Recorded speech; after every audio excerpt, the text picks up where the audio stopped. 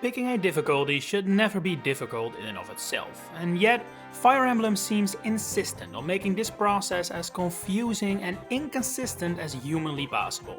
Despite the series being 35 years old, the amount of games that use the same wording and meaning for certain difficulties can be counted on one hand, even if it's missing several fingers.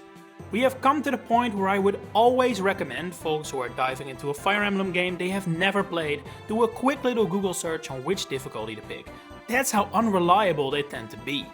But no worries, friend, I am here to guide you through the wacky world of Fire Emblem difficulty modes. Let us start at the beginning. The original Arcania titles did not have any difficulty options, but the title sandwiched in between was the first to introduce them. Although, in a sense, it was the perfect introduction to what the next 30 years would have in store, because even in Gaiden it was a mess. The game has a normal, standard difficulty mode, just like Shadow Dragon and the Blade of Light before it and Mystery of the Emblem after it, but by holding Select, Start and A on the main menu, you could unlock Easy Mode, which doubled your EXP gain and combined Celica and Alm's Convoy, so you could freely switch between them. Just the idea of a hidden easy mode is so incredibly strange. The chance of the person needing this the most finding it out of their own volition is basically zero.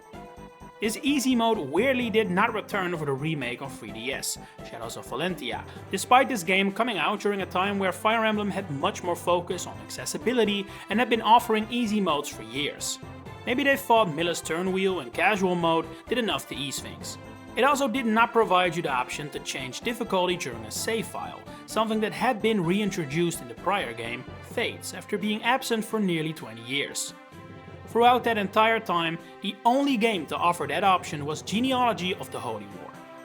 Similar to the 3 prior titles, FE4 had a standard normal difficulty, but while Gaiden offered an easier experience, Genealogy instead made things harder for those interested. After beating the game once, repeat playthroughs allow you to turn on Clever mode at any time during your journey, introducing a harder mode to the series. It did work a little different from later versions though.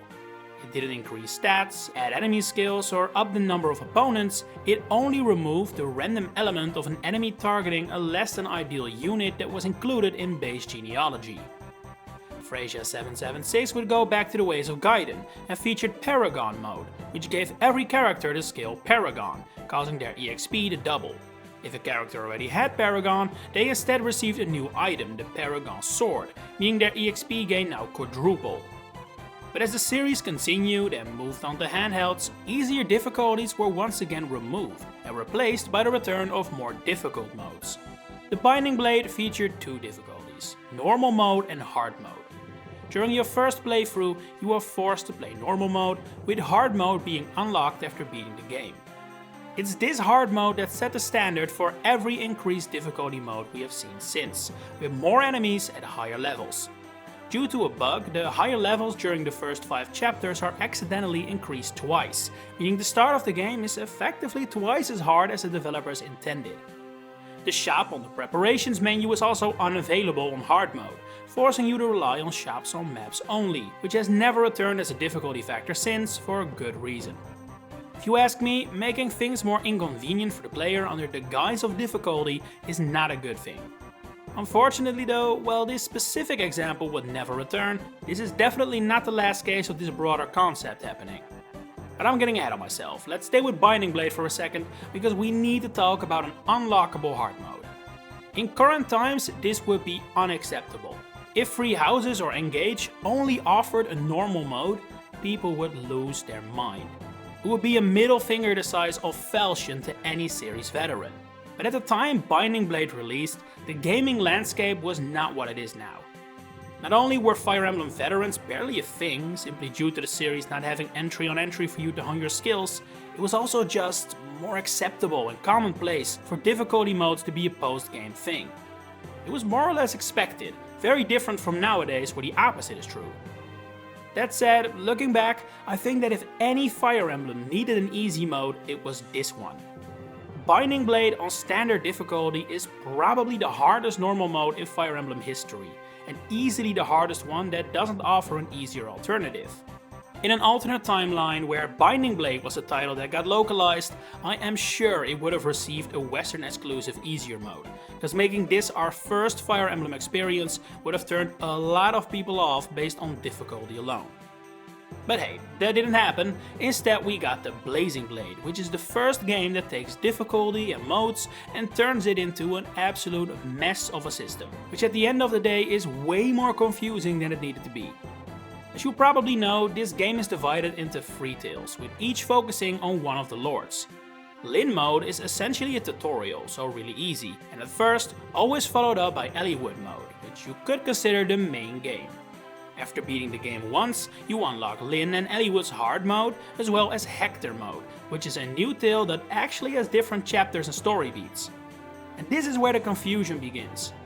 Hector mode is slightly more difficult than Eliwood normal mode, but not as hard as Eliwood hard mode, while Lyn hard mode is only slightly more difficult than Lyn normal mode and probably still the second easiest mode in the game. Still with me? Upon beating Hector mode for the first time, you then also unlock Hector hard mode, which is significantly harder than the other 2 hard modes, creating a situation where things are put on an equal footing that really aren't comparable. Lyn and Hector's normal modes have the same difficulty on paper, but in practice they're like switching from easy to hard. Lyn hard mode is around the level of a regular normal mode, I would say, while Hector hard mode is probably more around lunatic, and yet you're supposed to play them back to back, especially since Hector hard mode becomes incredibly difficult if you didn't play Lyn mode beforehand. Hector hard mode is also another example of the devs making things harder by simply making them more inconvenient, as they artificially up the difficulty by removing deployment slots. Sure, this makes the game harder, but it also makes it significantly less fun. And with how confusing and messy the different modes of Blazing Blade are, it becomes all the more noteworthy how insane the switch from that title to Sacred Stones is. Sacred Stones is the first modern Fire Emblem game, purely from a difficulty standpoint, that is. The game has 3 different settings, easy, normal and hard, and all are available from the start of the game. You can't change difficulty when you've started your save, and it's still missing something even harder than hard for the true sadists, but in essence all the pieces are here. Easy mode is effectively the same as normal, but it includes tutorials and eases you into things at first, which suffices for an easier game like Sacred Stones. Relatively speaking, Intelligent Systems did very well in that department for Sacred Stones, which makes the way they screwed up Tellius all the more unbelievable. When Path of Radiance was originally released in Japan, it contained 3 difficulty modes: Normal, Hard and Maniac. For the first time ever, there was a new difficulty found above Hard mode, one that truly tested your sanity with some very hardcore changes. There were enemies as far as the eye could see, all with ridiculously high defense, insanely high levels and very low EXP handouts, all combined with shops with lackluster stocks to prevent you from getting good weapons. It lived up to its name, and to this day I would consider it one of the worst Fire Emblem experiences you can have. But I am not the first to recognize that. In fact, the response from the Japanese audience to this mode was so bad that it was cut from the Western release of the game and replaced with a new easy mode, meaning that the Western version of Path of Radiance essentially just continues the way of Sacred Stones. It has caused Path of Radiance to similarly be one of the easiest games in the Fire Emblem series, especially since this game's hard mode is actually not that hard, probably since the original idea was for it not to be the hardest mode the game had to offer. Similarly to its predecessor, Radiant Dawn also had its difficulties altered between the Japanese and Western versions of the game. But while Path of Radiance at least did it in a sensible way, Radiant Dawn's is just bizarre. So, in Japan, Radiant Dawn came with 3 difficulty settings: Normal, Hard and Maniac. Sound familiar? Yes, despite Japanese fans disliking it, Maniac mode returned, meaning Radiant Dawn and Path of Radiance had exactly the same 3 difficulty modes in Japan. And so, when the game ended up at Nintendo of America for localization, they figured, hey, why don't we do the same? So they renamed the difficulty modes to what they were in the Western release of Path of Radiance, and as such, caused a major problem. Japan's normal mode was now easy mode, which is definitely underselling it. It's the easiest available, but it's certainly not the cakewalk that easy implies.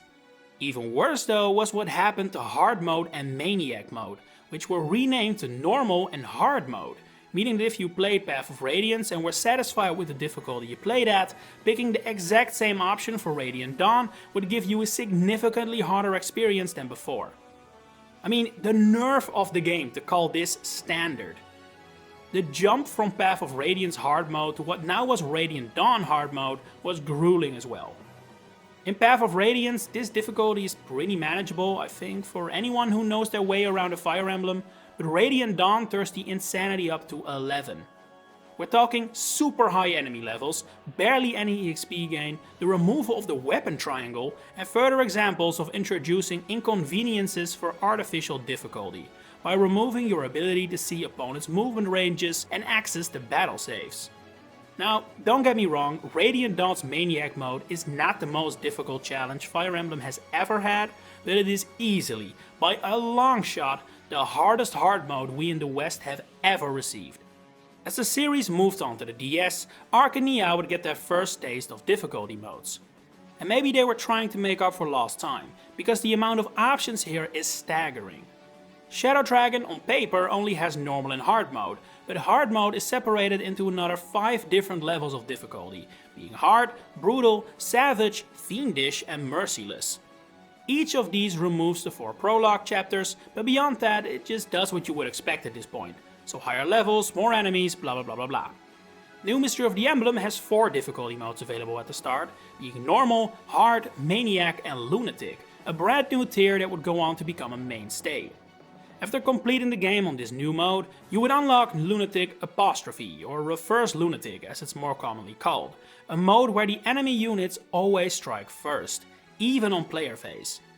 An even more important introduction in this game was Casual mode though, which as I'm sure you know means your units don't permanently die when they fall in battle, but return later on.